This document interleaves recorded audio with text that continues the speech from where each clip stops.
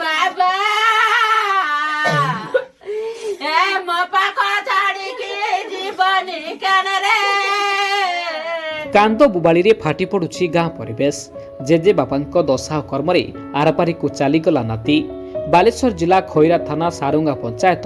नुआ गाँ बड़ ग्रामर उपेन्द्र लेंका आज दशा कर्म चलता बेले नाती जगमोहन लेंका लंडा होई ग्राम पोखरी रे गाधोइबाकू जाइथिला बेले गोड़ खसी जिबारु पोखरी रे बुड़ी जाइथिले। ग्रामवासी माने बहुत खोजाखोजी करिबा पर मध्य पाई नथिले। खबर पाई उपादा दमकल बाहिनी पहुंची खोजाखोजी करिबा परे पोखरी उद्धार करी खैरा मेडिकल को नहीं जाइथिले। सेठारे डॉक्टर तांको मृत घोषणा करिसंती। तार ये जो पिला मरीगला पानी पोखर पड़ी ता बापा ता बुढ़ावर शुद्धि क्रिया सारिकी गाधोला समय गुड़ खसीगला और से पोखरी से पड़ी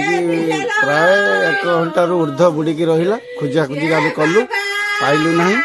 लास्ट में दमकल वाला फोन करी आम दमकल बाहिनी की से आसिक पहुँचले नेतृत्व में उद्धार करागला एवं मेडिकल को निया जाइथिला। मेडिकल रे रिपोर्ट आसला जे आ पिला नहीं केते पुआ अंकर दी पुओ बड़ पुओ बाहर रुए सान पुओ +3 पढ़ुला खैरा कॉलेज रे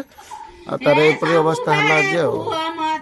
मृत जगमोहन खैरा कॉलेज रे +3 प्रथम वर्षर छात्र थिबा बेले तांकर एभली मृत्यु परिवार लोके दुख रे भांगी पड़िछंती। आज आम कम होता 10 दिन कम आज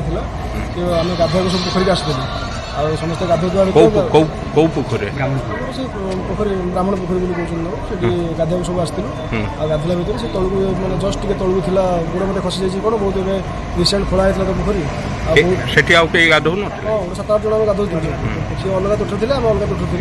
जो सी बुड़िया मैंने मैंने बुड़ीला ये कला से डाकिला गलु आम सब से जगह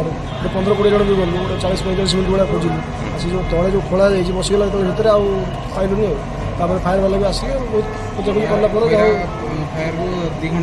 पिलार ना कौन जगमोहन लेंका केते बयस हो 120 हम आसला देखला डाक्टर तो कहते कि नेगेटिव रिजल्ट अच्छी डॉक्टर घोषणा कर नेगेटिव रिजल्ट अच्छी चली जेजेंको मृत्यु आखिर लुह सुखी नथिला बेले आउ जनकर मृत्यु परिवार सुखर छाया खेली जाइछि।